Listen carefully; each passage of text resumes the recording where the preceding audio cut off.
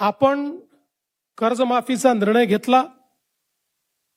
2 लाखापर्यंत कर्ज माफ करण्याचा निर्णय घेतला आणि त्यासोबत ज्यांनी नियमित कर्ज भरलाय त्यांनाही 50,000 रुपये देण्याचा निर्णय आपण घेतला. तुम्ही ते कर्जमाफी देऊच नका, आम्हाला गरजच नाही त्या कर्जमाफीची. अरे आमचा गुन्हा काय हे तुम्ही सांगा पहिले. नियमित कर्जदाराचा गुन्हा काय हे सांगा.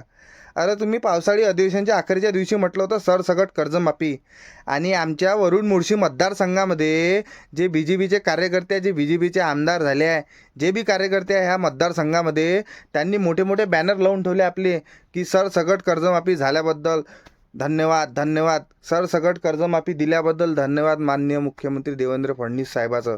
आमचा आमदार जे बी जे पीचे कार्यकर्ते आहेत त्यांनी मोठे मोठे आपले बॅनर लावून ठेवले. अरे सरसकट कर्जमाफीचा नेमका अर्थ काय होते हे माहीत आहे का? अरे तुम्ही बोलायच्या पहिले थोडासा विचार तर करा. तुम्ही असं म्हटलं का नाही म्हटलं तुम्ही सरसकट कर्जमाफी दिली आम्ही या महाराष्ट्रातल्या शेतकऱ्यांना, आणि सगळ्यात मोठी कर्जमाफी दिली, हेच तुमची कर्जमाफी आहे. तुमच्या कार्यकर्त्यांना मोठे मोठे बॅनर लावून ठेवले आहे सरसकट कर्जमाफीचे. अरे सरसकट कर्जमाफी म्हणते कायले हे तरी माहीत नाही का त्या बैताळायले? तुम्ही शेवटी कर्जमाफी देऊच नका, कारण की या महाराष्ट्रातल्या शेतकऱ्याचा विश्वासच तुमच्यावर राहिला नाही आहे.